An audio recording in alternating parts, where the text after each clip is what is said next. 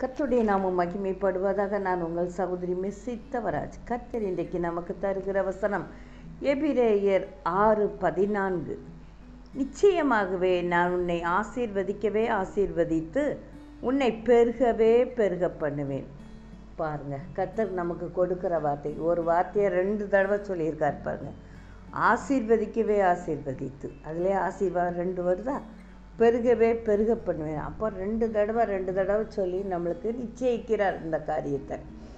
அதனால் கலங்காதிருங்க. கர்த்தர் நம்மளை ஆசீர்வதிக்கும்படியாக இன்றைக்கு கடந்து வந்திருக்கிறார்.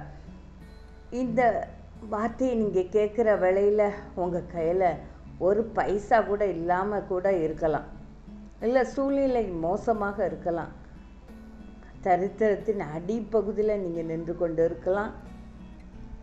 கர்த்தர் உங்களை பார்த்து சொல்கிறார், ஆசீர்வதிக்கவே ஆசீர்வதிப்பேன்னு சொல்லி வாக்கருளுகிறார். கர்த்தரால் கூடாத காரியம் ஒன்றுமே இல்லைங்க. ஆபிரகாமை ஆசீர்வதித்த தேவன் ராஜாவோட அவர் டீல் பண்ணுற அளவுக்கு கர்த்தர் உயர்த்தினார். ஈசாக்கை பாருங்க, 100 மடங்கு ஆசீர்வதித்தார் ஈசாக்கை. யாக்கோபை பாருங்க, ஒரு தடியோட போனவனை 2 பரிவாரங்களோட திரும்பி வர செய்தார். எவ்வளோ அருமையான தெய்வம். யோசேப்பை பாருங்க, கேட்கவே வேண்டாம், ராஜாவுக்கு அடுத்த ஸ்தானம்.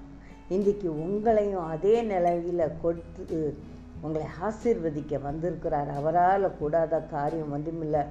சோர்ந்து போய் இருக்கிறீங்களா? என் நிலைமை இப்படியே அழிஞ்சிருமா, நான் இப்படியே அழிஞ்சு போயிடுவேனா, இந்த தரித்திரத்தில் என் வாழ்க்கை முடிஞ்சிருமா அப்படின்னு சொல்லி கலங்கி கொண்டு இருக்கிறீங்களா? 5க்கும் 10க்கும் அடுத்தவங்கள்ட்ட கையேந்த வேண்டிய சூழ்நிலை இருக்கிறதே, இந்த நிலைமை மாறுமான்னு சொல்லி கலங்கி கொண்டு இருக்கிறீங்களா?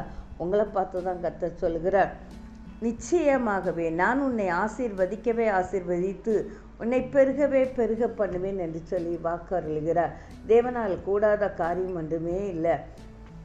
கோல்கேட் பேஸ்டின் முதலாளி வில்லியம் கோல்கேட், அவருடைய தகப்பன் ஒரு சாதாரண கூலி தொழிலாளி. பாருங்க, அப்படிப்பட்ட அவருடைய மகனை கோல்கேட் நிறுவனத்துக்கு முதலாளியாக்கின தேவன் இன்றைக்கு உங்களையும் என்னையும் ஆசீர்வதிக்க எம்மாத்திரம் அவரால் கூடாத காரியம் ஒன்றுமே இல்லைங்க. அவரை விசுவாசிப்போம். இந்த வார்த்தை இன்றைக்கு நம்மதாக்கி கொள்வோம். இன்றைக்கு கேட்குற ஒவ்வொருத்தருக்கும் இந்த வார்த்தை கொடுக்கிறார். அதை பிடித்து கொண்டு நம்ம ஜெபிப்போம். இந்த ஆசீர்வாதத்தை பெற்றுக்கொள்வோம். கர்த்தர் தாமே இந்த வார்த்தையை ஆசீர்வதிப்பாராக. ஆமென்.